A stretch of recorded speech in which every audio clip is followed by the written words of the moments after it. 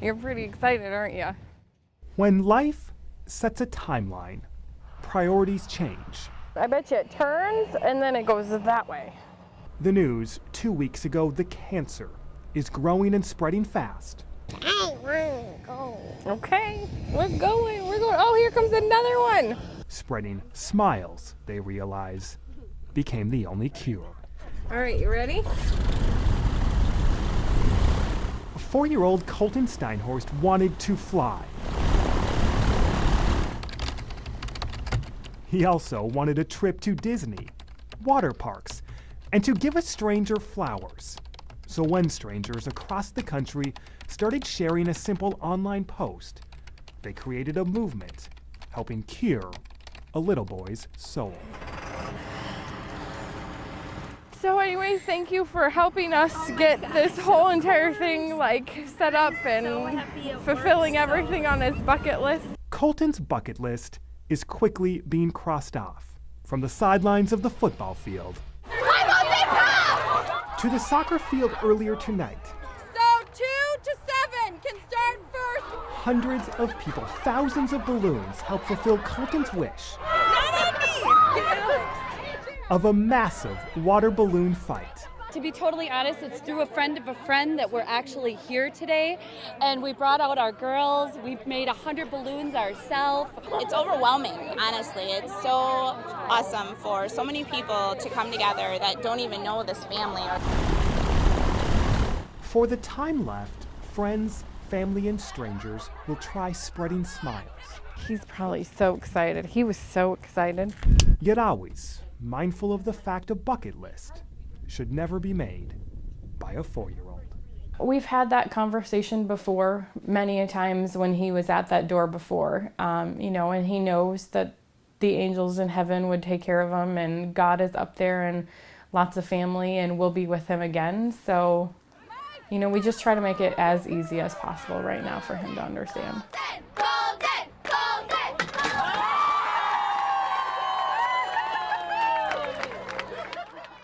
History, as that saying goes, has a way of repeating itself. Her story is one of history. 2 days after I got out, I relapsed.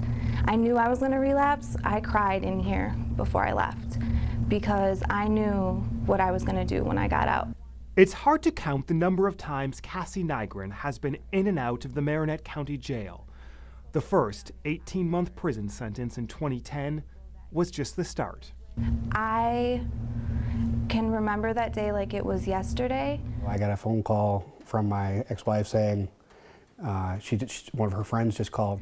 I remember going to get the drugs. I remember getting them ready. She's on their kitchen floor, unconscious. I remember all up until I put the needle in my arm. I got there, my daughter was basically dying on the kitchen floor.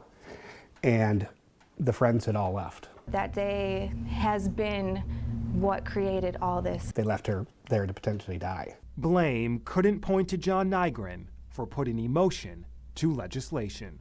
I believe that my dad wants to see me succeed, but I believe he wants to help others not have to go through what he did and what I did. As part of the Hope Agenda, Cassie's friends that night could have been helped. Part of the legislation known as the Good Samaritan would grant partial immunity for anyone calling 911 or bringing an overdose patient to the ER. We don't want to be soft on crime. If they're the dealer, if they're the one that provided that drug, there's going to be punishment, but we also want to save our young people. That night, Cassie believes it was Narcan that helped save her life, a drug that reverses the effects of an overdose. The Hope Agenda would expand the number of first responders in Wisconsin who can carry and administer it. Is that a life-saving tool? Yes, it is. In parts of Marinette and Menominee counties alone, the number of times paramedics have been forced to use Narcan is drastically increasing, up to at least 85 last year. Yet also increasing are the potential number of lives saved. Your dad has said to me in the past couple of years, the time he has felt most comfortable and can sleep at night is when you're here in jail. That hurts because at the same time, makes me believe, is this all I'm ever gonna be, you know? Am I here because nobody believes I can do it out there? Next month, Cassie will fight her latest probation violation, wanting desperately this time for the heroine to be the history. Matt Smith, Action 2 News, Marinette County. Last night, we showed you the two distinct types of technologies in smoke alarms. First, ionization. It was estimated as many as 95% of homes have this type of detector. It generally sounds for faster, big flames. But for those fires that start with a little smoke and may go unnoticed for a while, photoelectric alarms are far superior. Tonight, both alarms are put to the test with some failing results.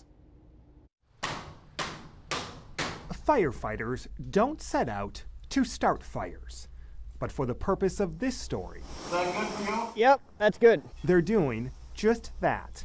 With our cameras rolling at Northeast Wisconsin Technical College's training grounds, 4 different experiments show critical minutes sometimes lost, when minutes, even seconds, can mean the difference between life and death. Let's stick this in it. Soldering iron. Lieutenant Nick Craig is about to emulate what happens when a couch cushion lights on fire. It could be as simple as a dropped cigarette. 3 minutes and 20 seconds in, you start seeing a little smoke. 10 minutes later, It's really starting to produce some good smoke. The room is definitely filling up. after closing the window to demonstrate no ventilation, 7 more minutes pass. Yep, that's photo. 20 minutes with smoke filling the room, the first alarm sounds photoelectric. Yep. Same one. As the room fills with smoke and carbon monoxide, the type of alarm most homeowners have, ionization, sits silent. 30, 35, 40 minutes pass. We're at 45 minutes here. Take a look inside. That's a lot of smoke. At 45 minutes, firefighters say the level of smoke and carbon monoxide is unsafe. As we stop this test, the ionization alarm never goes off. This would definitely be a very dangerous environment with the amount of smoke that's in here.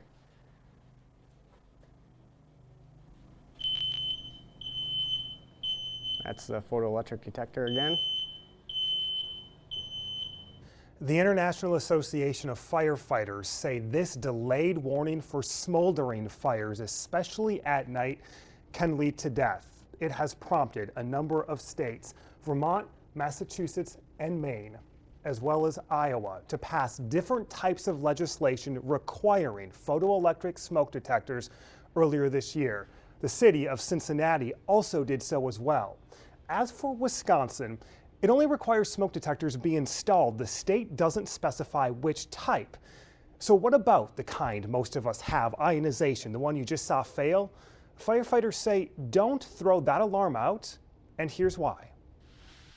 We now turn to the #1 cause for home fires. We've got some not so lean beef here. In our makeshift kitchen, cooking fires often quickly burn out of control. In just more than 6 minutes, our beef is sizzling and grease is about to ignite. This time, the alarm that never sounded when smoke filled the room is the first to go off. Ooh, where are we at? Ionization. Called that one. Then 15, 20, 30 minutes speed by. 32 minutes. Fair amount of smoke in here. The burgers are actually on fire.